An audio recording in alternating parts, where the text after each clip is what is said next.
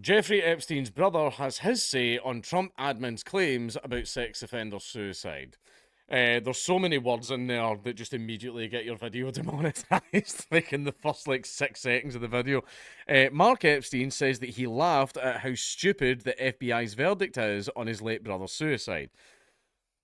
Mark Epstein, brother of the disgraced financier Jeffrey Epstein, has rubbished the Donald Trump administration's verdict that the late billionaire paedophile took his own life in a New York City jail cell. The Justice Department and FBI announced on Monday that the fabled Epstein client list, remember the one that was on everyone's desk? The one that we were told was dead. I have it on my desk right now. Ooh, look at all these names. So many names on my desk.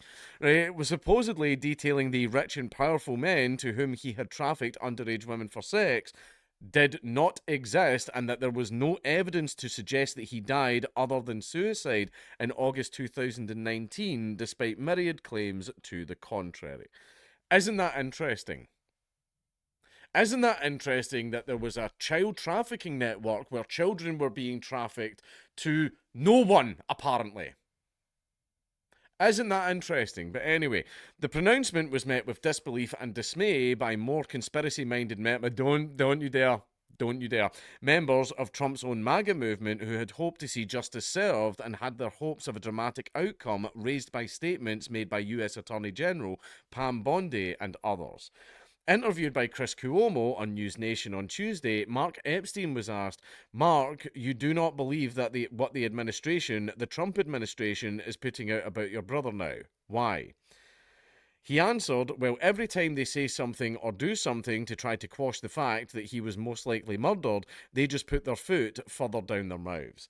I mean, for instance, FBI Director Kash Patel in the congressional hearing, he listed his credentials as a prosecutor and other such things, and he said that it was a suicide. He said, you know a suicide when you see it.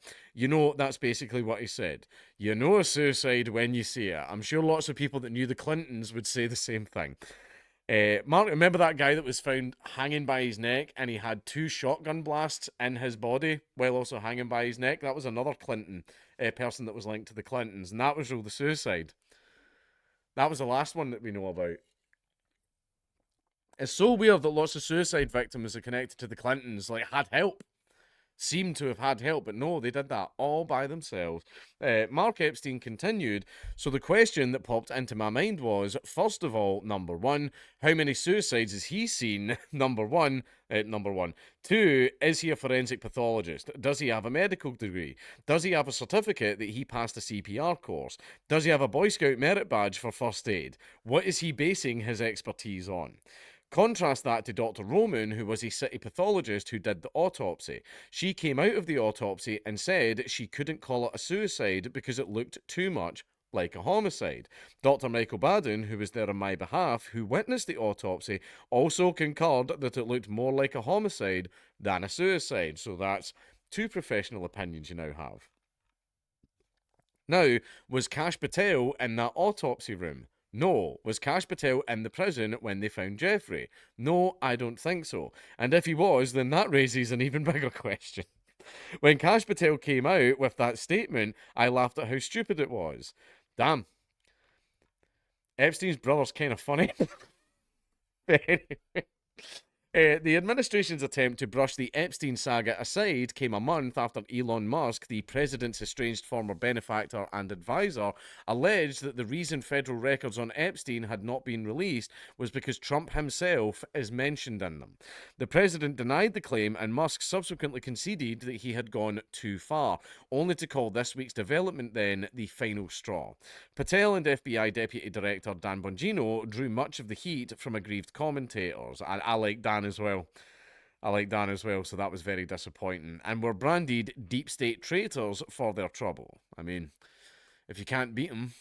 Anyway, although Bondi had been under intense pressure to provide an update on the case ever since the president issued an executive order demanding that all documents pertaining to it be made available.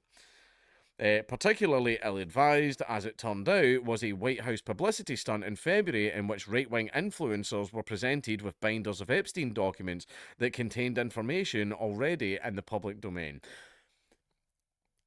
some people I'm friends with were part of that, and I was really pissed off and really disappointed. But anyway, among the prominent conservative pundits that are reactively skeptical to the government's revised position on Epstein were Tucker Carlson, Jesse Waters, Laura Loomer, Piers Morgan, and Alex Jones, who filmed himself crying in his car with frustration at the trail seemingly going cold. It isn't cold, all of this stuff still exists. Now, we all know who Ghislaine Maxwell was, and we know what she was. We also know who Ghislaine Maxwell's father was and who he was connected to. We also know who Epstein was connected to, and we know that there was a huge number of files and video recordings recovered from Epstein's New York apartment as well as from his island.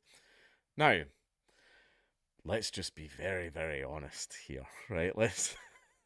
Oh, I am probably going to get a strike. Basically, Jeffrey Epstein, a financier who came from nowhere. He just came from nowhere, and all of a sudden he had all of these hundreds of millions. And all of a sudden, him and Ghislaine were just rubbing shoulders with a lot of very high ranking politicians and actors and just extremely important people, especially within the American government.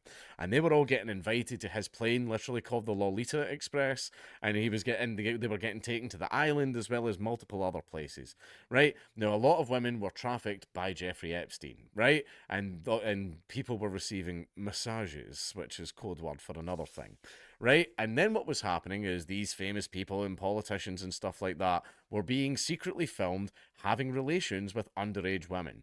These tapes were then kept and they were used as blackmail so that people would always vote or do things in favor of a certain entity or perhaps a certain country, right? Now, America is America first until it comes to a particular country in the world, right? And that particular country's particular intelligence agency is known for doing such things. The CIA also does the exact same thing, right? CIA's very common thing is they'll try and catch politicians out in affairs, or they'll take them out and slip a little something in their drink that makes them very, very pliant, but also very, very horny. And the CIA, the CIA have in fact done this. They will then bring in like an underage girl, record this politician having sex with said girl, and then basically that person is in the CIA's pocket forever. Do exactly everything we tell you to do, or we will release the video. The CIA are not the only intelligence agency that do that. In fact, there was another intelligence agency that they learned it from, right? That is what this entire thing is. And what's happened is the deep state have says if you can't beat them instead of join them, let them join. Right? They are now part of the club, including a bunch of people that I once had a lot of respect and admiration for. This is extremely disappointing. This is really, really disappointing.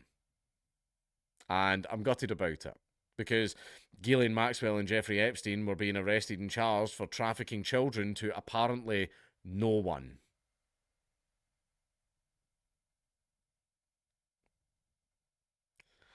I'm just ending the video.